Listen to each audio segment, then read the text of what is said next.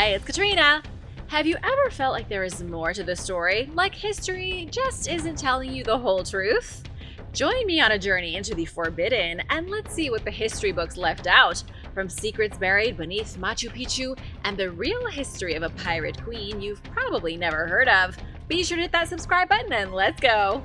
The Portal to the Underworld. In Israel, archaeologists discovered a portal to the underworld. They're not sure if the portal works quite yet, but it was definitely used by ancient people who practiced necromancy. This is one of the creepiest discoveries you're going to hear about this week, I guarantee it. The mystery cave was found near Jerusalem, practically overflowing with ancient skulls. The researchers found human heads, lamps, coins, and other artifacts spanning many thousands of years. The site is called Omen Cave. 2,000 years ago, it was an important place of devotion for Roman pagans. 2,000 years before that, the cave was also an important ceremonial site to pagans. People have been coming to this dark pocket in the Jerusalem hills since the Bronze Age in search of secret truths. Even in the 2nd century AD, Jewish rebels hid in its cavernous chambers as the Romans hunted them down. In 2009, teams of researchers from places like the Hebrew University of Jerusalem started investigating the cave. Since then, they've unearthed more than 120 intact oil lamps. These were lamps that had been left near the rear of the cave, abandoned in perfect condition. Some of them were wedged into deep crevices, suggesting they were used in some type of ritual. Archaeologists also found skulls crammed into deep crevices, likely part of the same ritual. Archaeologist Ethan Klein said this was all part of practicing necromancy during the late Roman period. Omen Cave has become one of the only places in the world with archaeological evidence of people who practiced death magic. If you didn't know that necromancers were real, this might come as a shock. In the 1st century AD, necromancers gathered in dark, damp, and dripping caves with human heads and lamps to raise the dead. They held ceremonies to open portals to the underworld. This is precisely what they were doing in Omen Cave. But did it work? Did they truly open a mystical portal between the land of the living and the realm of the dead? Scientists say, no way. Scientists don't believe in the human soul.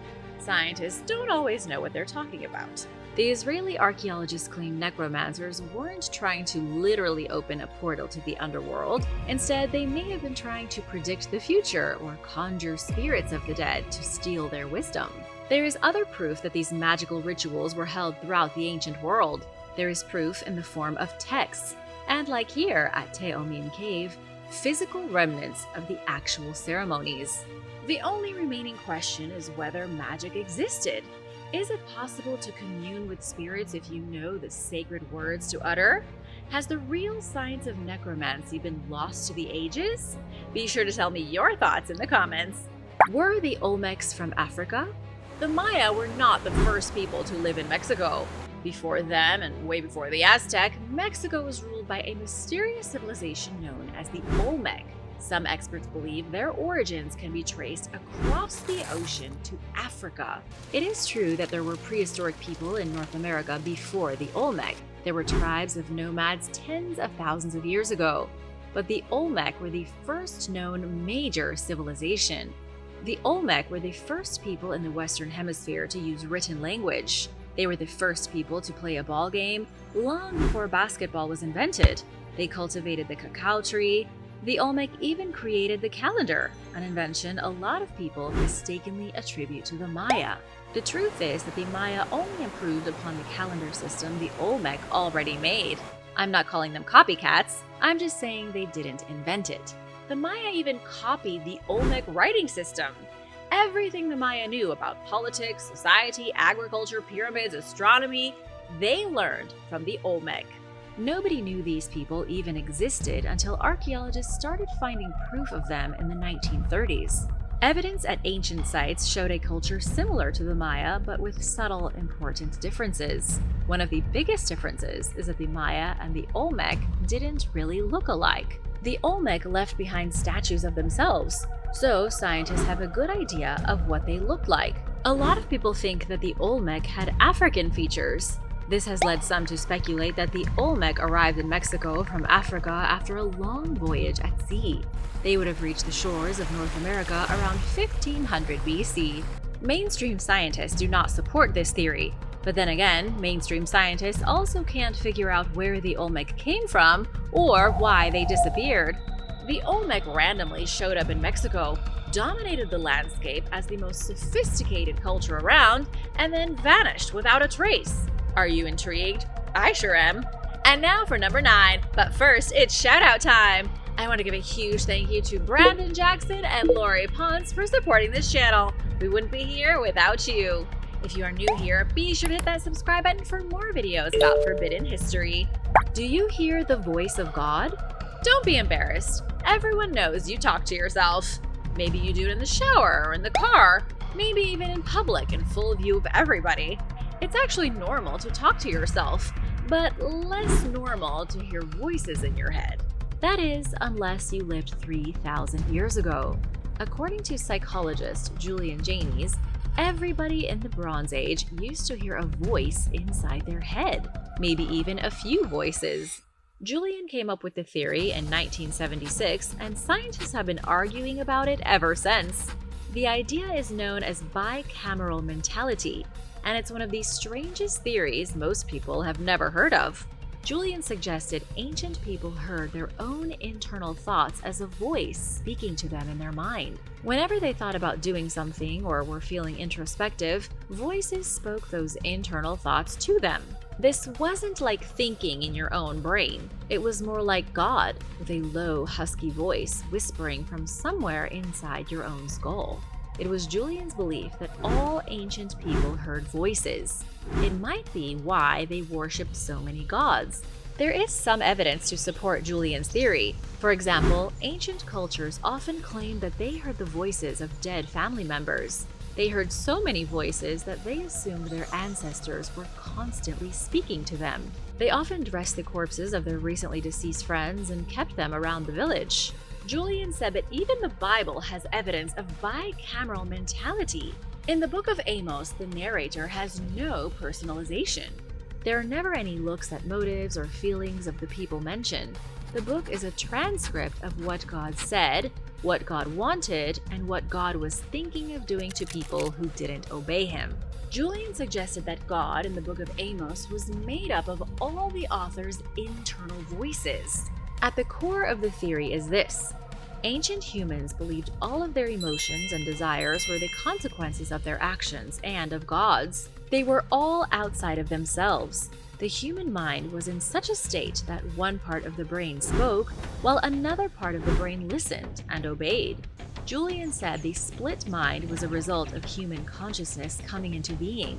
It was also responsible for the creation of ancient deities. Julian believed that bicameral mentality ceased to exist roughly 3,000 years ago. That was around the same time that humans began practicing monotheistic religions with only one deity.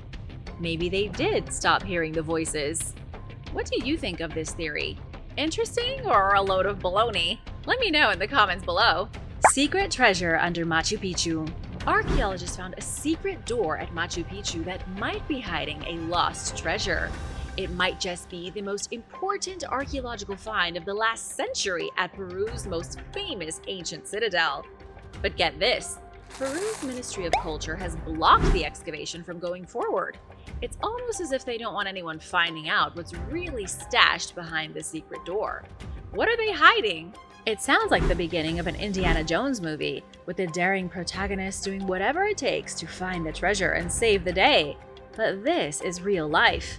Our protagonist isn't Indiana Jones. He is a real researcher named Terry Damin. Terry and his team of legitimate archaeologists used electromagnetic equipment to scan Machu Picchu in search of hidden chambers. Their scans revealed a massive room concealed behind what looked like walls built in 1450. The walls may have been built to hide the doorway to a tomb that's supposed to be nothing but a myth. Are you familiar with Pachacuti Inca Yupanqui? If the answer is no, you're not the only one. Many people who visit Machu Picchu don't even realize this was the guy who founded the site in the middle of the 15th century. He is known more casually as Pachacuti, the 9th ruler of the Inca. He was the king who transformed the Inca from a small group of warriors into an unstoppable force. He took control of the Inca in 1438. Over the next 30 years, Pachacuti led the Inca on a conquest of the Cusco Valley and the lands beyond. He was the creator of the Inca Empire. He was just as important to the Inca as Caesar was to Rome. In fact, Pachacuti's conquests were very similar to the Roman conquests. With each new territory conquered, the Inca Empire grew bigger. It wasn't just about conquering, it was about consolidating power and bringing other civilizations into the fold. There is a myth that upon Pachacuti's death, he was buried in a secret tomb somewhere in Machu Picchu. This unfound tomb was packed from floor to ceiling with treasure. Try to imagine the riches buried with someone like Alexander the Great, or the example of King Tut, and then multiply them by 100. The Inca were so insanely rich in gold that Pachacuti's tomb would probably look like a bank vault. But it's never been found. At least not officially.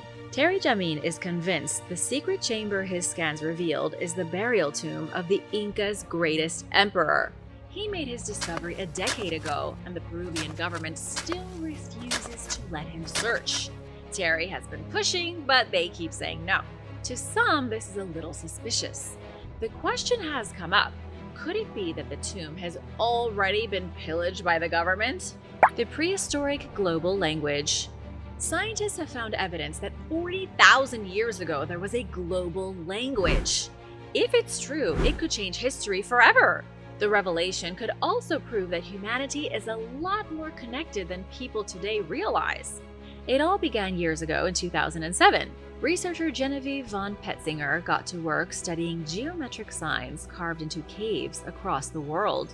The oldest of these geometric signs are from the Stone Age, when people were still living in caves. Genevieve documented symbols scrawled on cave walls all across the planet that are identical. She found the exact same geometric swirls in France, Spain, Portugal, and Sicily. Genevieve explained that she found the same signs at 75% of all the sites she visited. Okay, so you might be thinking, what's the big deal? Stone Age people drew swirls on cave walls. So what? Kids draw swirls on placemats at restaurants. Is it really that big of a discovery? At first glance, it seems kind of like a coincidence. But Genevieve and her husband Dylan made some shocking discoveries as they continued their research and moved outside Europe. Genevieve and Dylan built a database of symbols from caves they visited around the world. The symbols don't just look the same, they were made with the exact same, very specific characteristics. When their work was finished, they had 32 geometric signs that were used across a time span of 30,000 years. 32 symbols, all the same, all used by Stone Age nomads.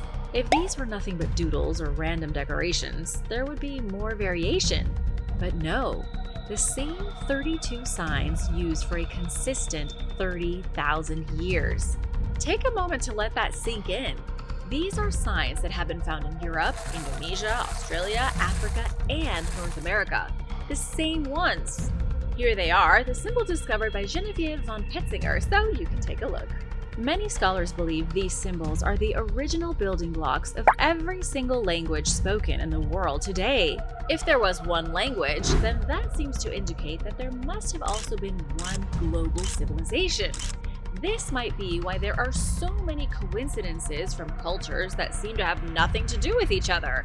What are your thoughts on all this? Let me know in the comments. The secret of the Knights Templar seal. Speaking of symbols, have you ever wondered about the legendary seal of the Knights Templar? Their most famous symbol has been misconstrued over the centuries. Some say it's a symbol of poverty, some say homosexuality, and others say companionship with Jesus Christ. So, which is it? The Knights Templar were forged in the Holy Wars of the Crusades, founded in 1119. Their mission as a holy order of warrior monks was to defend Christians from Muslims in the Holy Land. Not only did the Knights Templar achieve their goals, but they grew as an organization. By the time they were denounced as heretics and dissolved in 1312, they had become one of the most powerful forces in Europe. In the Middle Ages, people and groups used wax seals to mark things as their own. Everybody had a unique seal that worked as a signature, protecting communications and preventing forgeries. Some seals were simple, and others were more complex. When it came to the Knights Templar, their seal was 2 knights riding on a single horse. Mysterious indeed. If you were hoping to find the answers, I have to apologize because I don't have them. All I have is speculation and ancient interpretation. The most popular theory is that the seal is meant to represent the vow of poverty taken by every member of the Knights Templar. Although their order had an insane amount of money, they themselves vowed to live as poor people. They took this vow very seriously. The shared steed may have represented the knights' dedication to living so poorly they had to share a horse. There is another interpretation that involves the Gospel of Matthew. It's been suggested one of the figures on the horse represents a knight of the Templars. The other figure represents Jesus Christ himself. This idea comes from the passage, "For where 2 or 3 are gathered in my name, there am I with them." The extra rider on the horse symbolizes the omnipotent companionship of Christ. Then there is the strangest interpretation of all. It could be that the 2 men on the horse are meant as a symbol of the Templars' romantic inclinations. I'm talking about knight-on-knight action here. There's no proof of this, it's only a theory, one that likely arose in the 14th century when the knights were burned at the stake for allegedly being heretics. The secret cult of Easter Island. Did you know there used to be a cult on Easter Island? There is so much more to this mysterious island than people think. It was called the Birdman cult. There were a lot of mysterious things happening on Easter Island. Easter Island is very well known for its gigantic stone heads called moai. The heads happen to also have bodies and hats, but that's a story for another day. Be sure to check out more videos from the channel to learn more about the moai. But today, I want to forget about the moai and focus on Orongo, an ancient stone settlement built by the indigenous Easter Island people at the edge of a volcano. Near the caldera of the Rano Kau volcano, the Rapa Nui constructed a ceremonial center out of stone. It became the prime place of worship for the Birdman cult about a century after they formed in 1540 AD. Easter Island was in a bad position at the start of the 16th century. They were extremely overpopulated. They also had limited resources on their small piece of land, far from the coast of South America. The culture was in a steep decline with not enough of anything to go around. But desperate times call for desperate measures, as I'm sure you've heard before. With the island devolving into chaos, the cult of the Birdman began to take shape. The cult turned the ancient fertility deity Makemake into their supreme omnipotent god. They also worshipped Hawatu Taketake, who was the god of eggs. And don't forget the egg god's wife, Viehoa, and another goddess, Vie Kenatea. The cult founded Orongo as their sacred sanctuary. They made 50 stone houses in overlapping clusters, forming a ceremonial hub. People lived here, worshipped here, marveled at the volcano, and played games. The cult members played an annual game called Tangata Manu. It was meant to be a way for clans to purge their grudges without extreme violence. Rock carvings were painted, and priests performed sacred rituals. The competitors were chosen by prophets who saw them in their dreams. The chosen players competed to be the first person to collect an egg from the small islet of Motu Nui, then swim back to Rapa Nui, which is the native name for Easter Island. Seems like a walk in the park, right? No way. It was a lot harder than it sounds. Competitors had to reach the Motu Nui, steal the egg, swim back to the main island, and then climb up a sea cliff to Orongo to present their egg to the judge. The winner of the competition won the right for his clan to collect the season's harvest eggs on Motu Nui.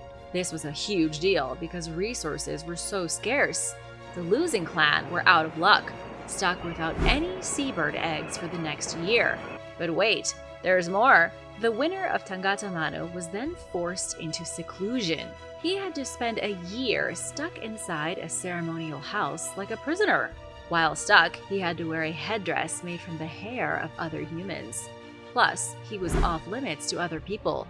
Nobody was allowed to talk to him. For the first 5 months of his imprisonment, he was allowed to do nothing except eat and sleep in what was basically a jail. When Christian missionaries arrived in Easter Island in the 1860s, they were appalled by the Birdman cult. They immediately suppressed all cultic activities and replaced them with what they considered wholesome Christian activities. And once again, colonialism reigned supreme. Secrets of the Irish Pirate Queen. Grace O'Malley was the most epic queen barely anybody has heard of. She was a 16th century noblewoman in Ireland who turned into a ruthless pirate leader. Grace's father was a mighty Irish chieftain. When he died, he left behind a fleet of ships and some land titles. Grace was handed an empire and took it by the reins. This was especially impressive when you consider Grace had a brother named Donald, who would have normally inherited the fleet and the land. But Grace took it instead because she was a natural leader. When King Henry VIII, then his successor Elizabeth I, tried to conquer Ireland, Grace fought back as one of the main leaders in the Irish Rebellion. She even had a personal negotiation with Queen Elizabeth. It was one of the few meetings in history between two female leaders that we know of. Grace O'Malley was born early in the 16th century at a time of great conflict in Ireland. Ireland was under the thumb of English rule, with the English seeing Ireland as one of their territories. In reality, the English only controlled a small region close to Dublin. Everything else still belonged to the Irish lords. They did not want the English on their island. Rather than just leave them alone, King Henry VIII chose to subjugate them. In 1535, Irish rebels seized control of Dublin. The English responded with an overwhelming show of force, a full invasion. They didn't just want to retake Dublin, they wanted to conquer the whole country. Grace belonged to the seafaring O'Malley clan. As a young girl, she joined her father on trading expeditions. In 1546, she married an O'Flaherty and had 3 children. Grace was such a strong woman that she took over her husband's affairs. Then, when he was killed during an ambush in 1565, Grace took her father's fleet of ships and became a pirate. She was such a good pirate that she controlled every bit of coastline along Western Ireland. She soon became known as the Pirate Queen of Connacht. By 1584, Grace was a major thorn in the side of the English invaders. Sir Richard Bingham made stopping the Pirate Queen his top priority. His method of stopping her was violence. Grace's son Owen was captured and executed. Then in 1593, Richard Bingham captured her other sons, Tibbet and Murrow. To prevent their deaths, she sailed to London and negotiated with Queen Elizabeth I. After a long and awkward meeting, they reached an agreement. It was a bizarre encounter because Queen Elizabeth was a refined noblewoman and Grace was a pirate queen used to living on a ship with cutthroats. In the end, Grace agreed to stop helping the rebellion if Elizabeth would return her sons. Nobody really knows what happened to her after that. Grace disappeared from the historical record. Some say she died in 1603 at Rockfleet Castle. Others believe she used her power and wealth to become a respected Irish leader. She never again fought the English for fear they would slay her sons. The weird backstory of Saint Elmo. Elmo isn't just a fuzzy red Muppet who likes to be tickled. Elmo is also one of the most important saints in the Christian religion. His real name is Erasmus of Formia, but most know him as Saint Elmo. His story is one of the bloodiest of all the saints. There are few historical documents that prove Elmo was ever alive. Here's a quick version of the story of his life for you to decide whether this guy even existed. He was born at some point during the 3rd century. There is nothing known about his young life. His history starts with Elmo becoming Bishop of Formia in Italy during the reign of Emperor Diocletian. This was a time in which Christians were still being persecuted by Roman emperors prior to the empire transitioning to Christianity. Persecutions under Diocletian were so bloody and brutal that Elmo had no choice but to flee his diocese and hide on Mount Libanus. According to Elmo's myth, he hid on the mountain for 7 years until an angel appeared to him. The angel insisted it was time for him to return to Formia. So Elmo began his long descent from his hermit home in the mountains. On his way back to the city, he encountered some Roman soldiers. When questioned, Elmo admitted he was a Christian. The soldiers arrested him, brought him to the city of Antioch, and he was tortured. He was then chained and thrown into prison. Don't worry, the angel came back to rescue Elmo. He escaped with assistance from his heavenly friend and continued his journey to Italy. While passing through Lycia, Elmo performed a handful of baptisms. His baptisms drew the attention of the Roman guards. Elmo was captured a second time, but it was way worse than the first time. He was stuffed into a barrel full of spikes and then rolled down a hill.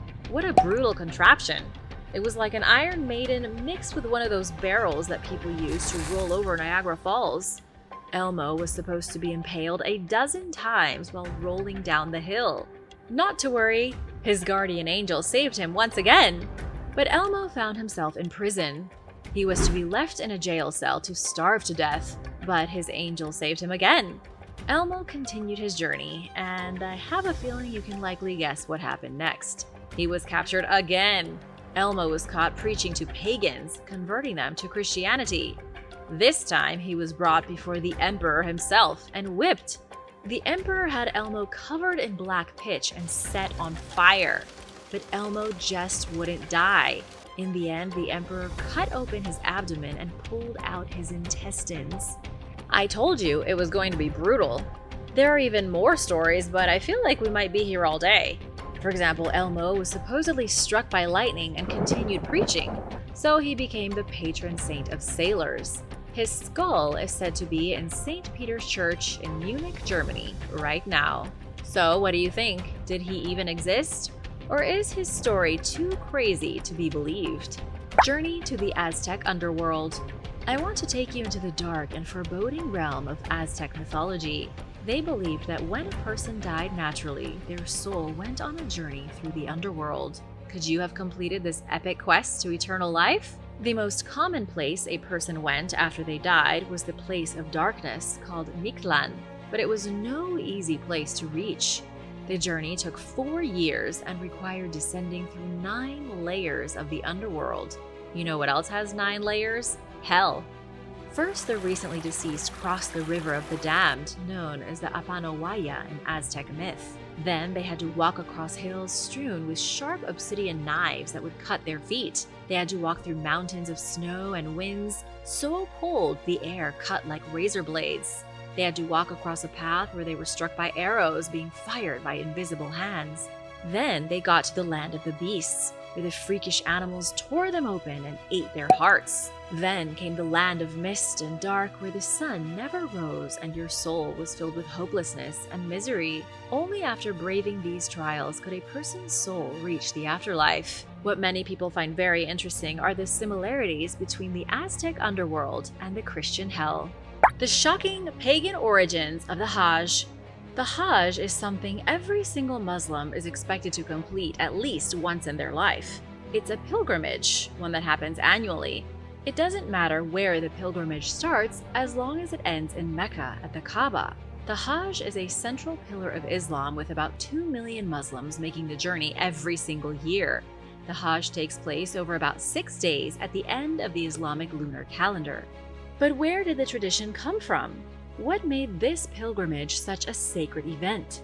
There are some scholars who believe the origins of the Islamic Hajj began long before the creation of Islam. There could be a link between the Hajj and the lesser-known polytheistic religions of pre-Islamic Arabia. Islam is such an all-encompassing religion in Arabia that people often forget it wasn't always that way. Before the Prophet Muhammad, people in Arabia worshipped a pantheon of many gods. There were local deities, creator gods, supreme beings that controlled the weather.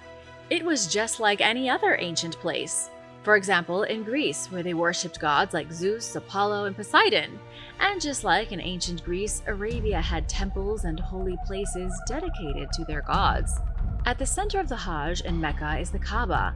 It's believed the Kaaba began as a pagan shrine to a pagan god. 1,000 years ago, the Kaaba was a place of worship for more than 100 gods.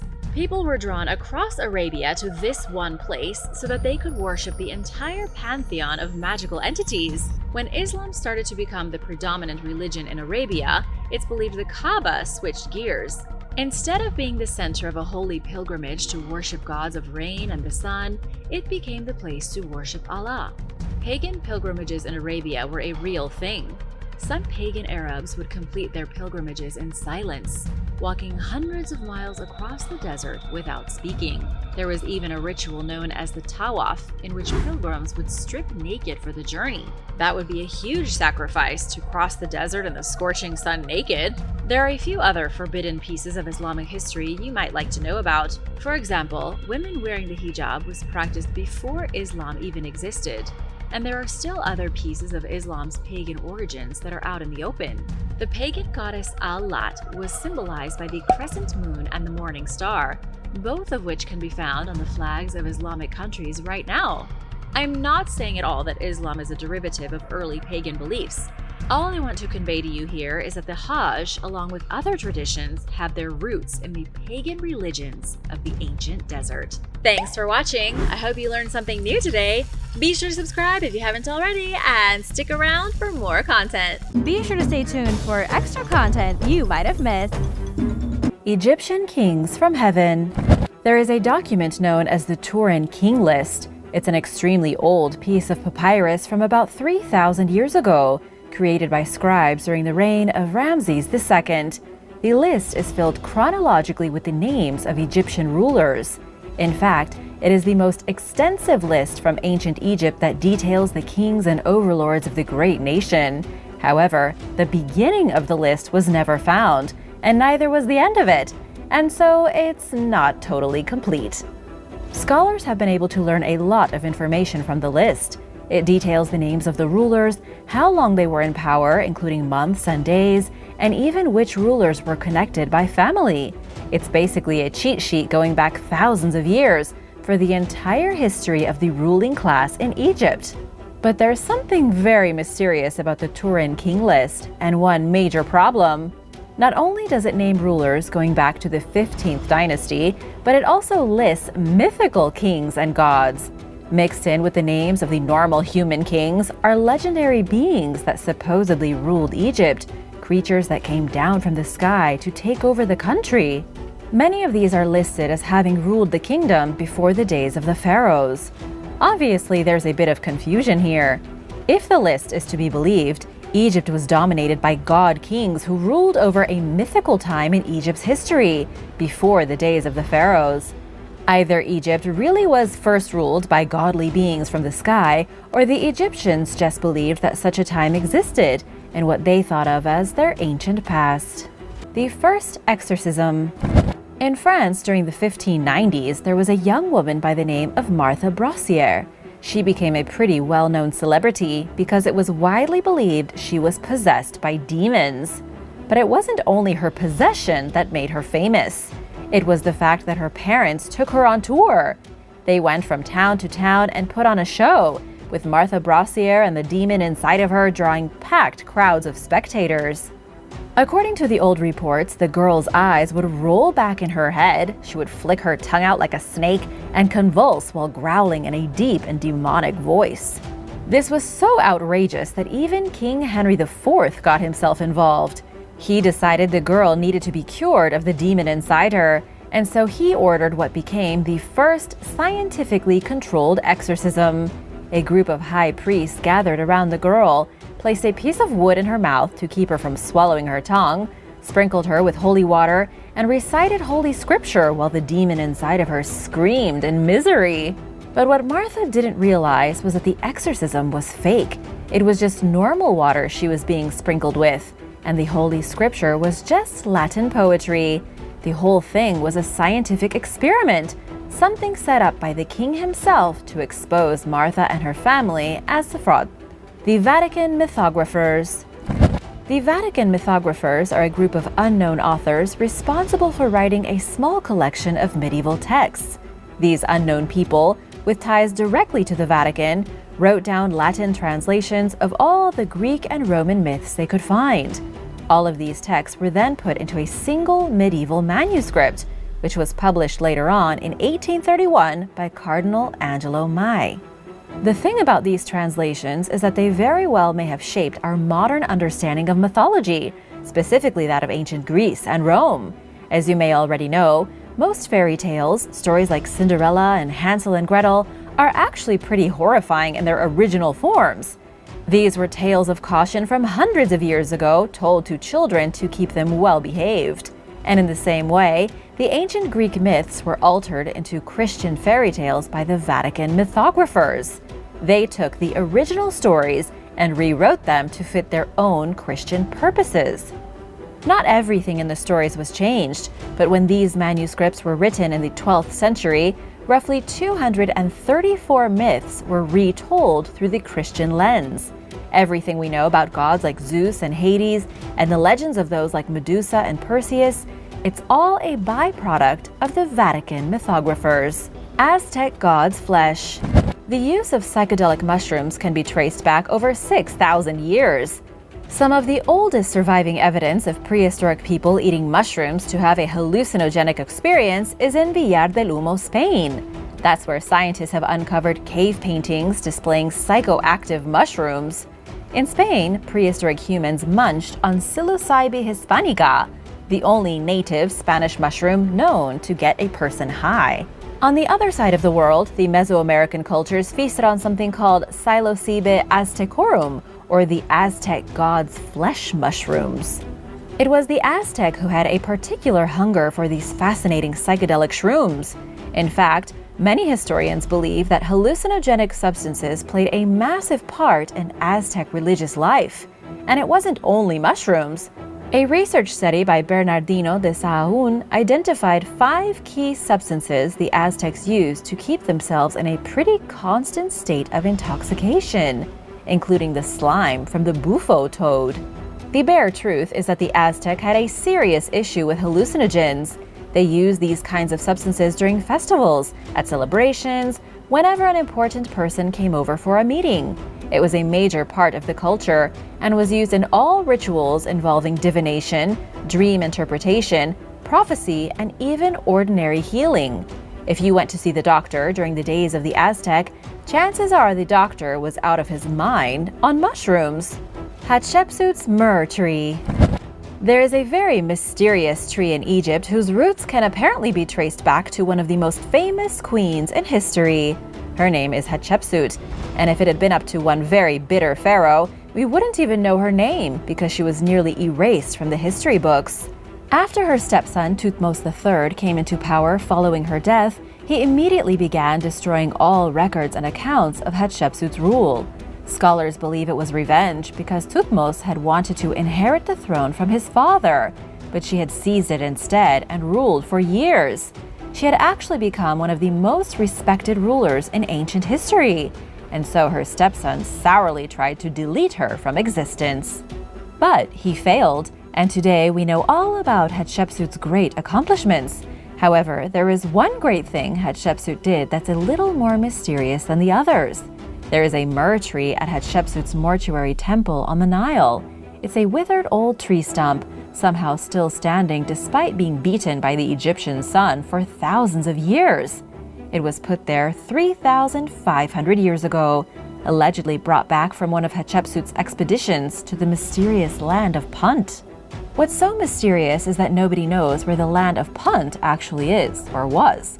Some scholars believe it was Somalia, but that's never been confirmed. All we know is the Egyptians thought of Punt as a land of great intrigue, exotic delights, and magic. The ancient Egyptians thought of Punt the same way we think of the ancient Egyptians.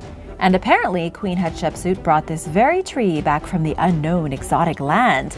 And, as if by magic, it is still standing in front of her temple all these years later. The Spear of Destiny. No other holy relic in the world goes by so many names. I'm talking about the Spear of Destiny, the Holy Lance, the Lance of Longinus, the Spear of Longinus, and even the Spear of Christ. These are all the names that were given to the lance that supposedly pierced Jesus' side as he was crucified on the cross.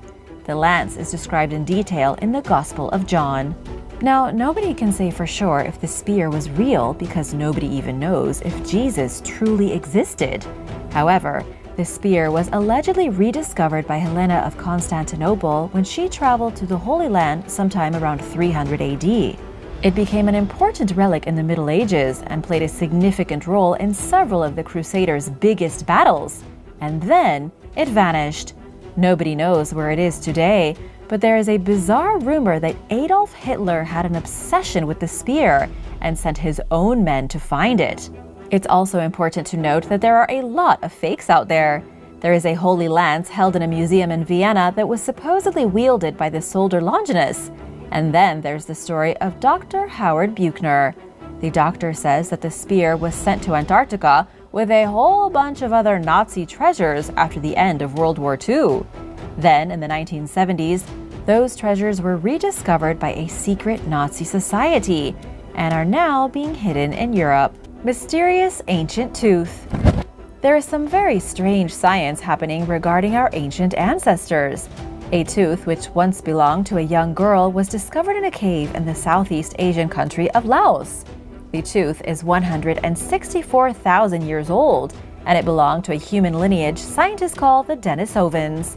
The only other evidence of this bizarre form of ancient humans has come from other caves in Siberia and China. Finding a tooth from the exact same type of mysterious humanoid in Laos shows that the Denisovans must have lived in a wide range of environments, conditions, and latitudes. They lived all the way from the tropical forests of Southeast Asia to the freezing cold of the Siberian tundra. But just who were these ancient people, so distantly related to us on our human family tree? The experts aren't entirely sure. What they do say is that about 700,000 years ago, modern humans separated from Neanderthals and Denisovans. And then, about 400,000 years ago, the Neanderthals and Denisovans diverged. Although for the next several 100,000 years, they continued to mate with humans. The truth is that scientists don't know a lot about them. All they found so far are 5 confirmed fossils, consisting of 3 teeth, 1 finger bone, and a single jawbone. Canaanite Goddess. While cultivating some fields near the city of Khan Yunis near the Gaza Strip, a farmer came across an extraordinarily rare sculpture. The sculpture dates back 4,500 years. It's a stone head which had broken off of its body centuries ago. And while it's a little difficult to identify the face of the statue beyond any doubt, archaeologists believe it could very well be the Canaanite goddess Anat. Anat was the goddess of love, beauty, and also war in the mythology of the Canaanites. This is according to Jamal Abu Rida, the local ministry director, who said her statue was discovered with a snake crown, which was once the symbol of strength and invincibility for the Canaanites. It was the Canaanites who lived in the ancient territory of Canaan, what is today Israel, Palestine, Jordan, Syria, and Lebanon. They are considered to be one of the oldest civilizations in human history. Anat was a truly remarkable goddess and was worshipped by everyone from the Canaanites to the Egyptians. This is something not a lot of people know. In ancient times, gods were basically like celebrities. The most popular would be passed around by word of mouth. They would become more popular in different cultures, and then you had deities like Anat and Zeus being worshipped across all of the Mediterranean. In fact, Anat became so popular that she morphed and turned into a whole bunch of different goddesses in the ancient world. She would even go on to become the goddess Athena in Greek mythology. The Greeks took Anat, moved some letters around, made her a goddess of wisdom, and that was that. Stonehenge Hunting Pits. The mystery of Stonehenge just keeps getting stranger. Researchers have just discovered hunting pits dated at over 10,000 years old, made far before the actual stones were ever erected at this ancient monument. The find was made by archaeologists with the University of Birmingham.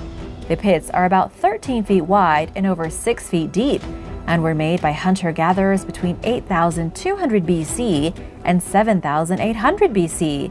This was during the Mesolithic period, just after the Ice Age came to an end. The first important thing to note is that the hunting pits have nothing to do with Stonehenge itself. Rather, it all has to do with this specific part of England. These are some of the oldest prehistoric pits that have ever been excavated, and it shows that people were continuously drawn to this area for about 7,000 years. From primitive people all the way to the Bronze Age, from living in caves to practicing agriculture. The mystery is that we still have no idea what drew human beings to Stonehenge. Even thousands of years before the first stones were put up, humans were digging holes all around the site. It's almost as if there is something in the soil here that drew ancient humans directly to this spot. The secret Greek gods. Even in the days of ancient Greece, some knowledge and some beliefs were considered forbidden. While gods like Zeus and Poseidon may have been mainstream, there were other gods who were worshipped by a secret underground cult. These gods were called the Kabadi. This mysterious cult was so secret that we still don't know much about it today. Historians believe the cultist activity was centered on the islands of Lemnos and Samothrace. However, the worship of the Kabadi gods could have taken place outside of Greece as well. One of the most important places of worship for these discreet cult members was the Sanctuary of the Great Gods, or the Samothrace Temple Complex. It was built to the west of the city, just at the fringe of civilization. We don't know all the gods they worshipped, but we do know that they had a special place for the divine witch Hecate, the fertility goddess Demeter, and her daughter Persephone, and the sea divinities called daemones. Archaeological evidence suggests there were two main figures at the core of this cult, but nobody has ever been able to identify them. Thanks for watching! Hope you learned something new today. Remember to subscribe if you haven't already, and I'll see you soon. Bye!